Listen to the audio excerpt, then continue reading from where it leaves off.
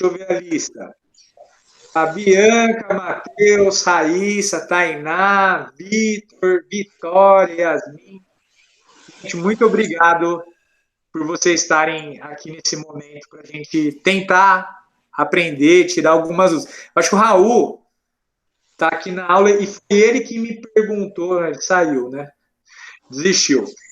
Foi ele que me perguntou sobre os setores da economia. Então, rapidinho, ó, setor primário, agricultura, pecuária, extrativismo. Setor secundário, a indústria e a construção civil. E setor terciário, comércio, prestação de serviços. No caso da indústria, que é o tema que a gente está estudando aí nas últimas 2 semanas, a indústria é uma atividade econômica do setor secundário. Beleza. Bom, mas a indústria não surgiu do nada, certo? E aí, na atividade passada, eu mostrei lá o que era a produção artesanal, certo? Alguém lembra algumas características da produção artesanal?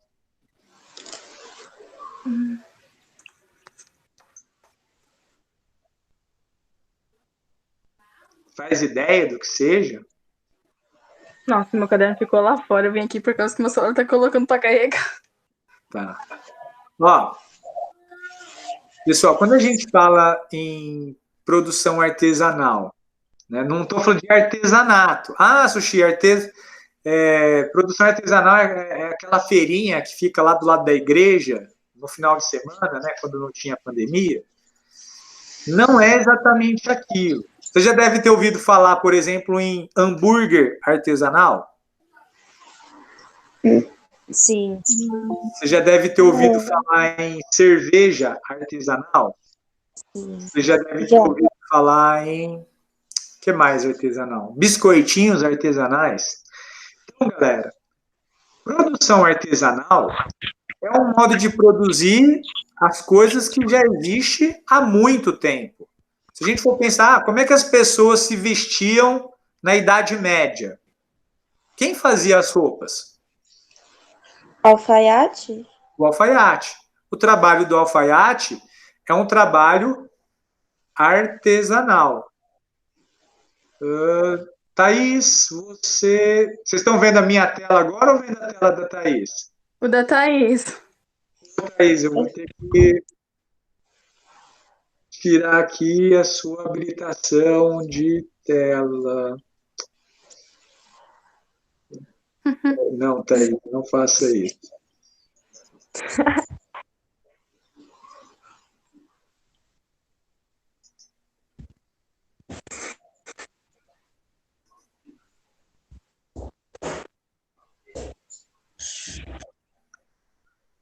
Agora vocês estão vendo minha apresentação, né? Sim. Tá, beleza. Tá. Então, o alfaiate ele é um artesão. Como é que funcionava? Né? Imagina, eu precisava de uma roupa. Eu ia lá no alfaiate, ele tirava minhas medidas, e aí ele ia escolher o tecido, né? Que ele ia usar para costurar. Ele pensava, ele desenhava lá como é que seria a roupa, e ele fazia todo o processo, muitas vezes sozinho, ou com um ajudante, um filho, por exemplo. Ele fazia todo o processo até terminar a confecção da roupa. E ele vendia. Ele falou, ó, essa roupa aí vai te custar 1.000 moedas de ouro. Certo? Então, no modo de produção artesanal, a pessoa que produz, ela controla tudo. Desde receber e escolher a matéria-prima até vender o produto. E qual que é a capacidade de produção de um artesão? Quanto tempo que ele vai demorar para fazer uma roupa?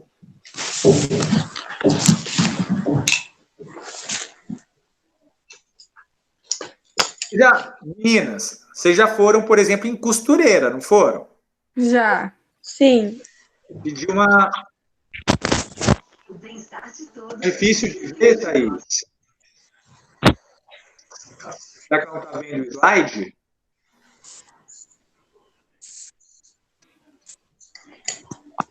O importante é escutar a aula aí, conseguir nos ouvir. O PowerPoint é o de menos, tá, gente? PowerPoint aqui é só para ilustrar, beleza? Se vocês acharem melhor que eu fale sem a imagem, a gente pode fazer isso também. O que vocês preferem? Com a imagem. Com a imagem. Tá, beleza. Ô, Thaís, eu estou gravando a aula, então, de qualquer forma, depois você consegue ver alguma coisa que você perdeu, tá? Na tela lá inteira. Enfim, então, vocês foram fazer uma roupa na costureira, pediu uma roupa para a costureira produzir. Quanto tempo que ela demorou para entregar a roupa? 10 horas. 10 horas? 10 horas. Ela te mediu, cortou o tecido e fez o seu vestido? Uhum. Caramba! Bom, mas era um vestido muito sofisticado? É. Alguém já teve outra experiência aí com costureira? Um amigo meu, ele trabalha numa fábrica de costura, para costurar, mais ou menos uns 2 dias, que ele faz jeans, então é um pouquinho mais difícil. Faz o quê, Matheus? Jeans. Ah, calça jeans. Tá. Desculpa pelo áudio, é que eu tô voltando para casa de bicicleta agora, então tá meio barulhento. Tranquilo, tranquilo. Alguém aí, Raíssa, você já mandou fazer algum vestido, já foi na costureira e lembra o tempo que demorou para ficar pronto a roupa? 1 dia, 2 dias também. Dia, 2 dias. É normal, tem costureira que vai demorar, tipo, 1 mês para entregar um vestido. Sim. Você tem que comprar lá o vestido, comprar o tecido e tal, levar para ela, vai demorar 1 mês para deixar aquilo pronto. Por quê? Ela está fazendo tudo sozinha.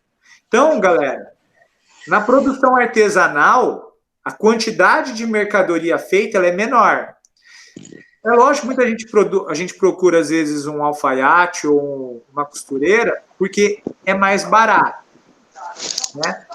Mas muitas vezes não. Eu procuro um alfaiate, um costureiro, porque ele vai fazer um produto exclusivo, do jeito que eu quero, que serve no meu corpo, né? E aí esse produto não vai ser barato. Pelo contrário, ele vai ser mais caro. Então, conforme a população foi crescendo e a necessidade por produção aumentou, concorda que produzir de maneira artesanal é mais difícil? Ou seja, nossa, uma pessoa vai ter que ir lá tirar medida de todo mundo, cortar o tecido, costurar, dar os últimos retoques para fornecer. Agora, a gente aí no meio dessa pandemia, o que está sendo produzido de maneira artesanal? Comida? Comida, sim, mas... As máscaras. As máscaras. Máscara virou um produto da costura artesanal. É lógico que máscara, as pessoas que estão fazendo rapidinho, né? Consegue produzir, sei lá. Alguém aí conhece alguém que está produzindo máscara? Tecido? Sim. Ah, tem uma vizinha minha. Quanto ela produz por dia? Você faz ideia? E eu não sei. Ah, Ela você- cobra R$5. Então, né? Vamos imaginar que ela consiga produzir sozinha 20 máscaras por dia, né? Só que a gente tem 40 mil habitantes que precisam de máscara. Ou seja, eu preciso aumentar a produção. Se a gente produzir dessa forma, nunca que a gente vai conseguir abastecer todo mundo de máscara. Por isso que vai surgir, num segundo momento, a produção manufatureira, que é o que está aparecendo aqui na imagem. Aí, muitas vezes, quando a gente vai numa costureira, ela trabalha em casa, na maioria das vezes, não é? Isso acontecia no passado também. As pessoas tinham uma oficina dentro da própria casa. Por que demorava para produzir lá um vestido? Porque a pessoa não separava, não distinguia muito tempo dos afazeres domésticos e do trabalho, do ofício dela. Agora, por exemplo, na produção manufatureira tem uma oficina, eu tenho um lugar específico para trabalhar. E aí eu tenho hora para entrar e hora para sair. Quer dizer que quando eu estou dentro da oficina, eu só vou fazer o meu ofício. Na oficina, né, manufatureira, eu tenho mais gente trabalhando. Mas só ter mais gente trabalhando não é suficiente. eu preciso, no caso da manufatura, dividir as funções. Então, vamos pensar em máscara. Vai ter uma pessoa que vai escolher os tecidos, outra pessoa que vai, com molde, cortar, ela só vai cortar tecido o dia inteiro, outra pessoa vai costurar a máscara, outra pessoa vai embalar.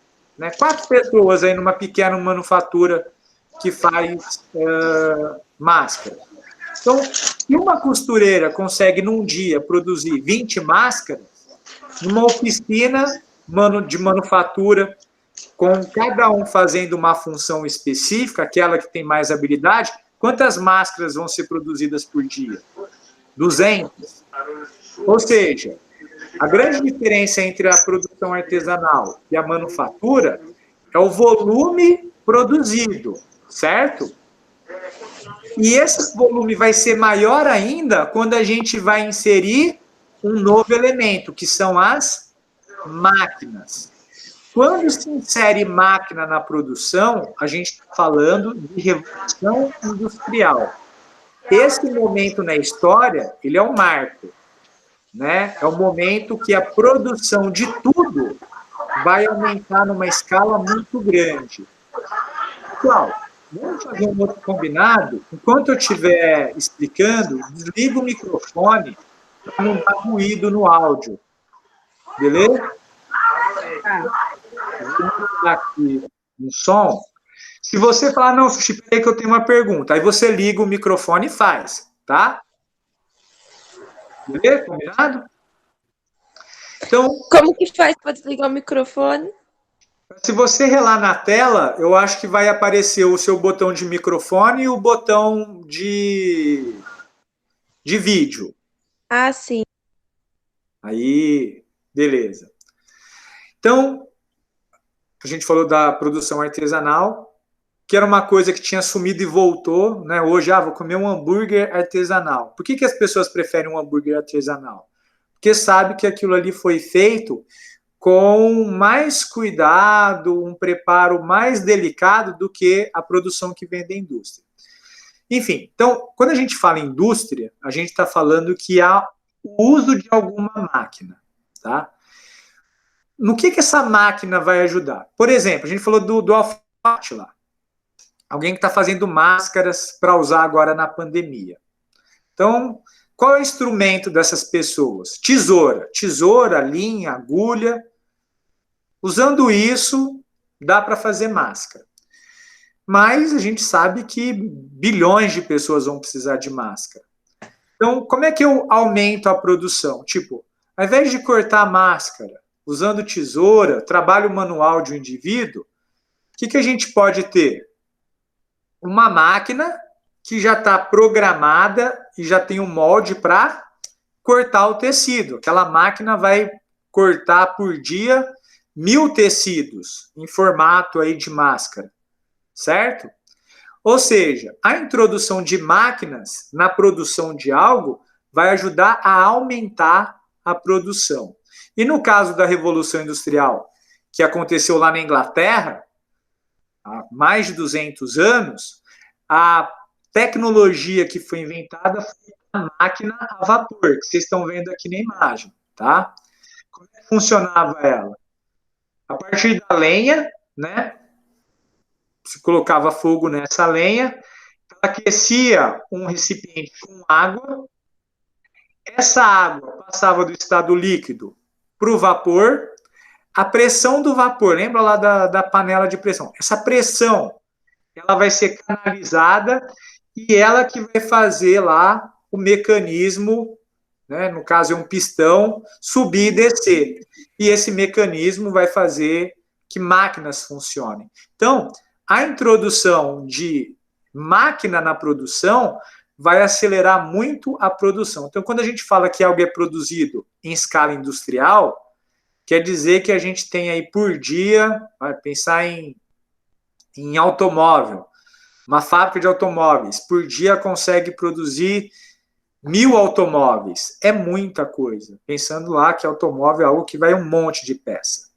Ó, Para quem quer visualizar, entender melhor o ambiente do período da Revolução Industrial, quem tiver acesso à Netflix, tem uma série legal chamada English Game. Não sei se os meninos já ouviram falar ou já assistiram. English Game uma série que fala sobre o surgimento do futebol profissional lá na Inglaterra. Só que, meninas, não é uma série que fala só de futebol. Fala, por exemplo, de feminismo também. De como que as mulheres eram tratadas naquele contexto. E o ambiente relacionado ao surgimento do futebol tem a sua base lá na Inglaterra nas fábricas de tecido. Então, olha aqui o fundo dessa cena da série. Tudo isso aqui eram máquinas que produziam tecido aí em escala industrial. Tudo bem? Primeira diferença entre produção artesanal, manufatura e maquinofatura, que é a Revolução Industrial. Eu tenho uma produção que é limitada, né? O artesão ele vai ser dono da sua tesoura, ele vai ser ele que vai escolher a matéria-prima lá, o suprimento, e ele que vai vender a mercadoria. Conforme vão surgindo a manufatura e a maquinofatura, eu tenho, por exemplo, eu sou o dono da máquina, você é o empregado, tá? A sua função é fazer o que você tem de habilidade melhor, que é, por exemplo, costurar, né? Acho que foi o Matheus comentou aí de um colega que trabalha numa fábrica de jeans, né? E aí isso já responde uma outra pergunta, que teve muita gente que ficou em dúvida lá na atividade da Ultimal. O que é produzido em Jardinópolis? Jardinópolis tem aí uma base na produção de roupas ligadas à costura de produtos feitos em jeans, né? Vocês devem conhecer aí, ter vizinhos ou mesmo familiares que trabalham em fábricas de calça jeans. Então, fábrica de calça jeans é um tipo de indústria, beleza? Deixa eu ver aqui o Júlio. Essa aula vai ficar gravada, ela está sendo gravada. Se não é a região, falando da indústria na região aqui de Ribeirão Preto, mas especialmente em Jardinópolis, né, para trazer para o nosso contexto. Bom, essa foi a primeira revolução industrial, que surgiu a máquina a vapor há mais de 200 anos atrás. Vão existir outras duas revoluções industriais.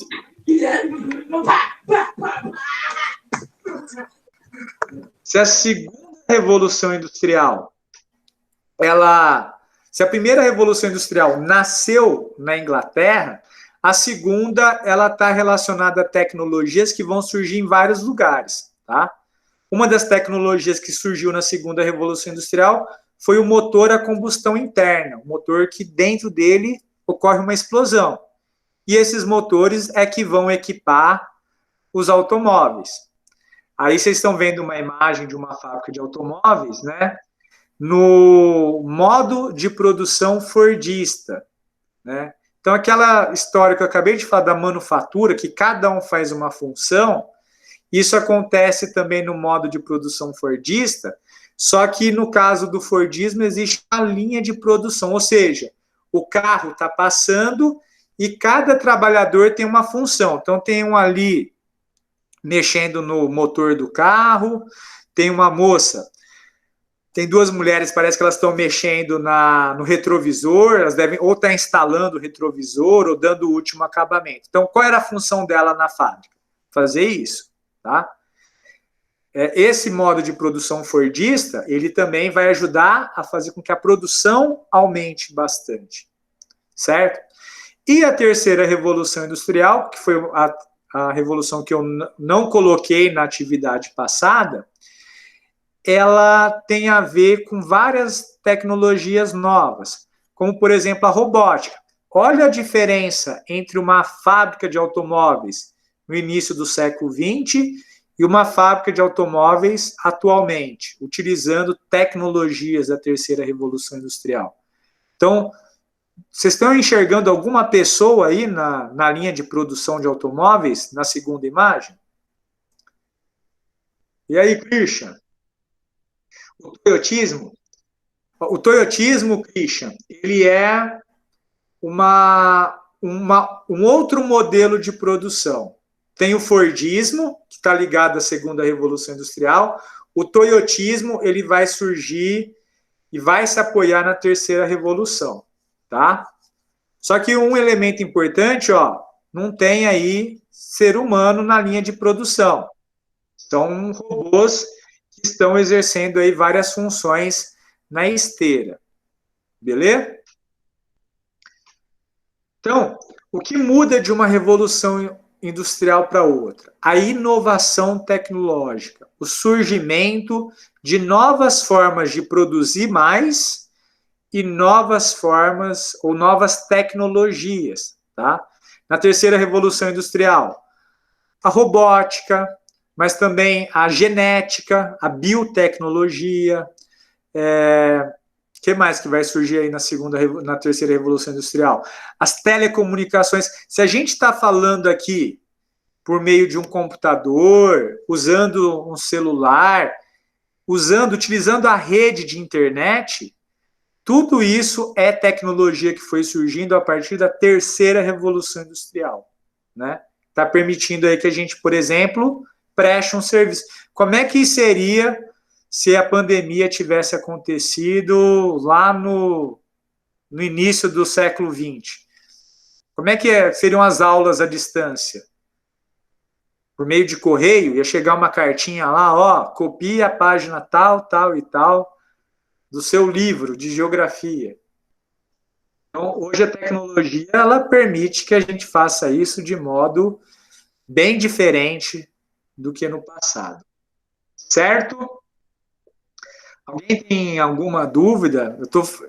Tudo que eu estou falando, galera, está bem superficial ainda, tá? Sobre as revoluções industriais. Quem quiser pode ligar o microfone aí. Agora é o momento. Deixa eu ver quem está aqui na sala. Bianca, Christian, Maria Júlia, Matheus, Raíssa, Tainá, Thaís, Vitor, Vitória. E aí, Yasmin? Alguma dúvida até agora, galera? Então vamos lá, ó. E o Brasil nessa história, né? Primeiro, a gente fala que a industrialização do Brasil ela é tardia. Se a gente for comparar com a Inglaterra, com a Alemanha, com o Japão, com os Estados Unidos, demorou muito tempo para que a atividade industrial começasse a surgir no Brasil. Isso por fatores históricos. Éramos uma colônia, era proibido ter livre iniciativa para a produção aqui no nosso país. Que mais? Em determinado momento, a Inglaterra vai nos entupir de mercadoria e aí não havia muita necessidade da gente produzir elas, tá? Só que no final do século XIX, início do século XX, o lucro da atividade cafeira, o cara lá ganhava rios de dinheiro produzindo café. Ele queria ganhar mais dinheiro, só que só produzindo café o lucro dele era limitado. Então, muitas vezes o cara que é o burguês, que é o dono do capital, para ele ganhar mais dinheiro, ele tem que investir em outras coisas. E um setor que vai receber investimentos é justamente a indústria, tá? Eu sugeri para que vocês tivessem assistido os 45 minutos do Gigantes da Indústria. No primeiro episódio, traz a história do Matarazzo, do Francesco Matarazzo, que era um imigrante italiano. Alguém assistiu? Pode comentar. Não, eu não assisti, não, professor. Ainda não. Mas, galera, vale a pena e eu digo que não é chato, tá? Não é, nossa, é um documentário. Eles criaram um enredo aí que consegue te prender. Então, o Matarazzo, ele era um imigrante italiano, tal, que perde tudo, mas ele vem com o intuito de fazer banha de porco, industrializar a banha de porco.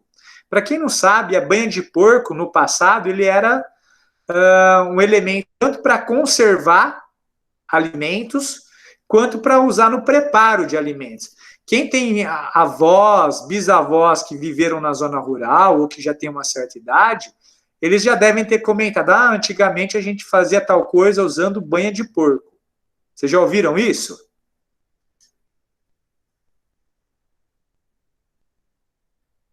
Sim, não, talvez. Interage aí, galera. Já, estou lendo aqui. Sim, sim, sim. Como liga o microfone? É só apertar, relar na tela e aí vai ter o botãozinho para ligar. Ah, tá, pronto, melhorou. Ó, então, a banha de porco, isso, usava banho de porco porque não tinha geladeira, né? Então era uma forma de conservar, principalmente carnes, né? E outros alimentos. Então ele começa com essa iniciativa de produzir banha de porco. E a partir dessa produção, ele cria um império, né? O Matarazzo ele vai produzir desde banha de porco até botão de camisa, que era feito a partir de ossos de porcos, tá? Vai produzir tecidos, vai produzir até sabonete, tá? Então, isso tudo é o Brasil do início do século XX, uma industrialização que está nascendo muito por conta da presença dos imigrantes, dos investimentos feitos pelo setor cafeeiro e também pela existência de mão de obra assalariada, ou seja, eu só vou produzir se alguém for comprar. Numa sociedade escravocrata, isso não funciona. Se eu produzir banha, quem que vai comprar banho? O escravo? O escravo não tem dinheiro, certo? Então, muitos lugares no Brasil que têm atrasos relacionados à economia são aqueles lugares que a mentalidade da galera em relação à escravidão, ela foi mais perene, ela durou mais tempo. Enfim, essa seria a nossa primeira fase da industrialização. São produtos, mercadorias que são bens de consumo não duráveis, que era fácil fazer. Em Jardinópolis mesmo, se vocês pesquisarem, ou se vocês já estudaram, aqui em Jardinópolis tinha fábrica de cerveja, fábrica de chapéu, tá? Que mais? Fábrica de calçados. São todos produtos que não precisa de muita tecnologia para fazer. Uma manufatura dá conta de produzir. Beleza? A gente tem uma segunda fase. Ou seja, a indústria, para expandir, ela precisa de alguns recursos. Tipo, vai precisar de estrada, vai precisar de metal. E antes, vai precisar de petróleo, gasolina, diesel. Antes a gente importava essas mercadorias. E aí a gente tem o Estado falando, opa, para que a gente vai importar mercadorias, tipo petróleo, que a gente descobriu que tem no nosso país?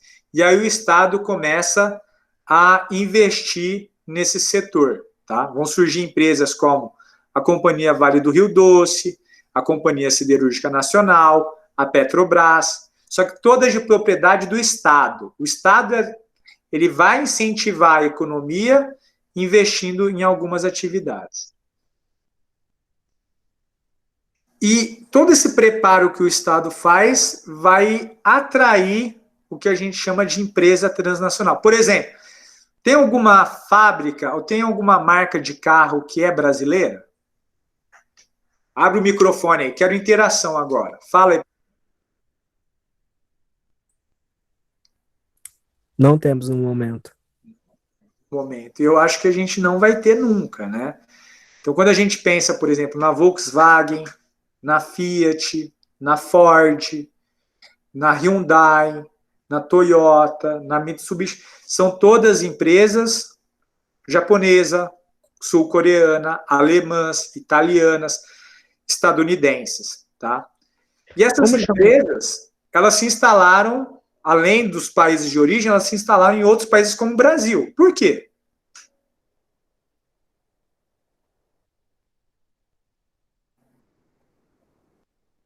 Christian, por que elas se instalaram aqui no Brasil?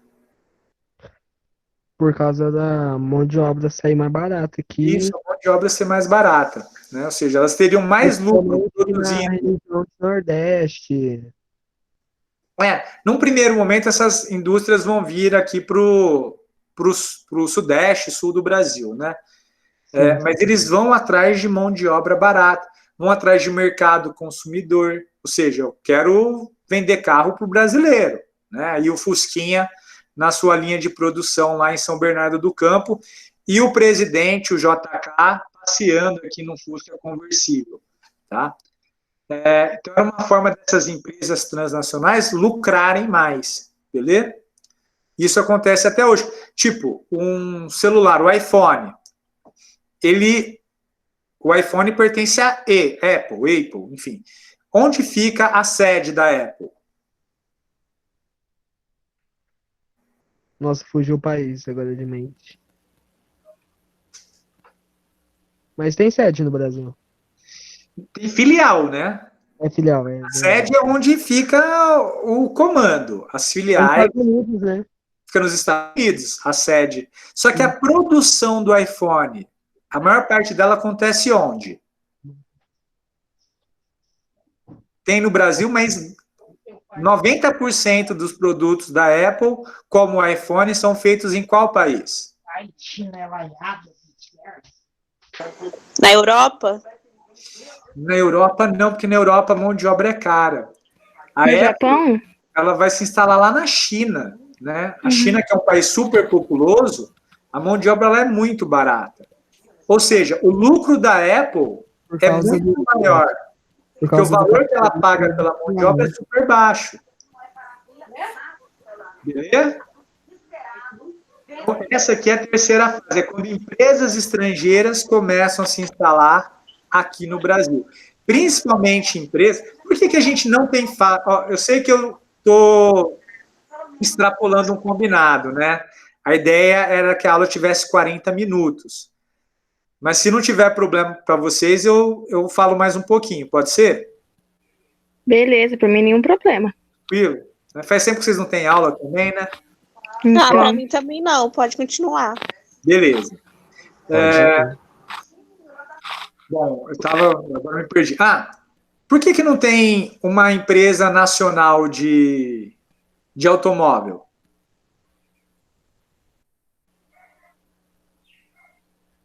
Ou uma empresa nacional de smartphone? De verdade, né? E aí? Hoje temos a Multilaser, não temos? Tem a Multilaser, só que ela acaba sendo uma fornecedora de alguns periféricos, né? Teclado, mouse. Sim, mouse. Né? Agora, a máquina mesmo, o PC, o notebook, o smartphone bom, ela acaba não conseguindo produzir. Por quê? Tudo isso necessita de mão de obra qualificada. Então, os países que desenvolvem essas tecnologias são países que investiram em educação. Coreia do Sul, Japão, os Estados Unidos, tá? E a gente sabe que isso nunca foi prioridade no nosso país, né? Fora isso, essas empresas também receberam apoio dos seus governos para crescer e para se expandir. Elas tiveram apoio do governo dos Estados Unidos, do governo da Alemanha. No Brasil, até por influência estrangeira, falou o quê? Você vai ajudar aí o fulano que está querendo ter uma fábrica própria de carros? Não. As empresas estrangeiras influenciam o governo a não investir nesse setor, né? Você ser um empreendedor, você ser um inventor, criar algo novo que tenha tecnologia envolvido, no Brasil é muito difícil porque falta apoio, né? Então a gente não tem tecnologia para produzir carro sozinho. A gente importa a tecnologia. É aquela nova divisão do trabalho que eu coloquei em uma aula passada. Ou seja, lá nos Estados Unidos o cara está inventando o motor, está fazendo o design do carro, está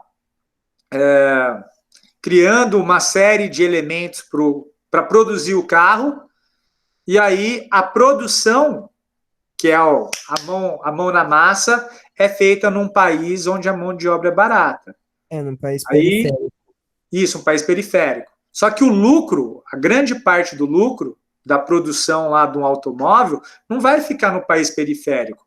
Ele vai para o país onde fica a sede da empresa. Estava lendo também que os Estados Unidos fez muito isso com o México, né? Sim, estavam muitas empresas no México para aproveitar a mão de obra barata, né? Se a gente pensar, pô, o que a Apple faz com o lucro da venda, da produção de iPhone? Ela investe em mais tecnologia para criar mais inovação, para lançar um aparelho novo, com novas funcionalidades, né? É assim que funciona o sistema. Agora, por exemplo, vão ter produtos que têm baixo valor agregado, porque tem baixa tecnologia, tipo, um sabonete, ou uma calça jeans. Vai, o que muda numa calça jeans de um ano para outro? Tem alguma tecnologia nova? Não. Como é que eu convenço as pessoas a comprar mais calça jeans? O valor? Posso pôr um valor baixo, mas mesmo assim, vai chegar um momento que eu não vou querer comprar mais calça jeans, por mais barato que seja. Vai, meninas. Tá chegando a Lapa, né? O estilo delas, porque a maioria agora na moda é ser rasgada, é ser boca larga. A moda. A moda é a inovação da indústria têxtil, da indústria, por exemplo, de jeans. Como que eu convenço alguém a comprar algo que não precisa? Falar, você tem uma calça jeans, essa calça jeans aí, ela não tem um rasguinho, meu querido. E a moda agora é ter calça jeans rasgada. Então, vão se criando padrões, né? E aí se vende por meio de propaganda, novela, blogueiro, Instagram, enfim. E aí as pessoas, nossa, eu preciso ter isso também, né?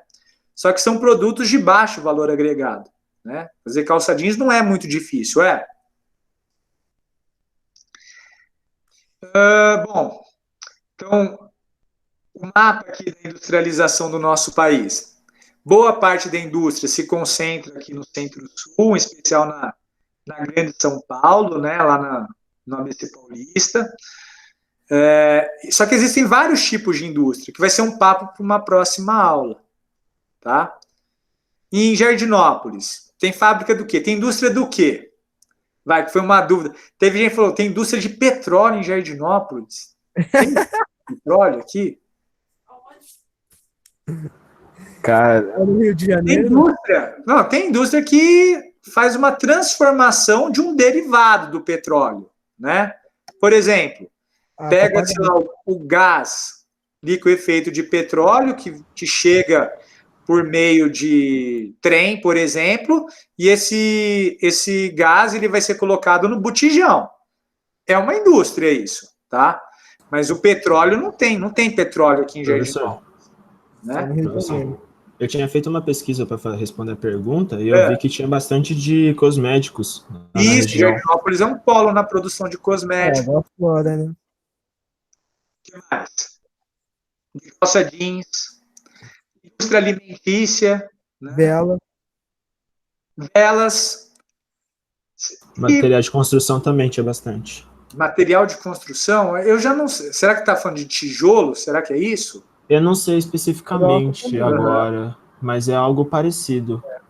Mas a gente pode tirar uma conclusão, tipo, produzir alimento, produzir botina, calça jeans, cosméticos, são produtos industrializados valiosos?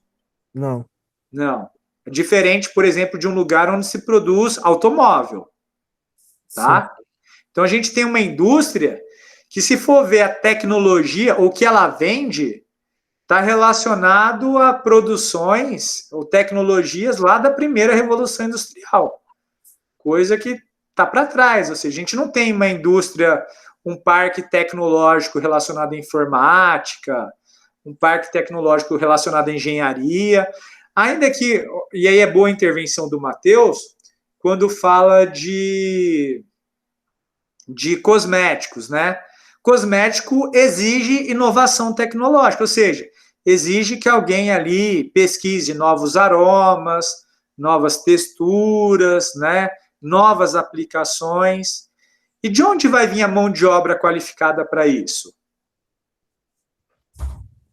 Vem de outro lugar, né? Lá do Plínio Berardo? Vai sair o pessoal preparado para inovar? Normalmente o pessoal sai da cidade para busca de matéria-prima, coisa do tipo, não é? Algo Não, assim? mas eu estou falando de inovação. Eu quero assim, ó, tipo, como é que chama a empresa de cosméticos aqui? A indústria? Água Flora. Não lembro agora. Água Flora é shampoo, né? Aquaflora, faz shampoo, né? Ela faz shampoo. Mas, tipo, ela precisa inventar, ela precisa lançar produtos novos para que os consumidores queiram comprar. Né? Sim, exatamente.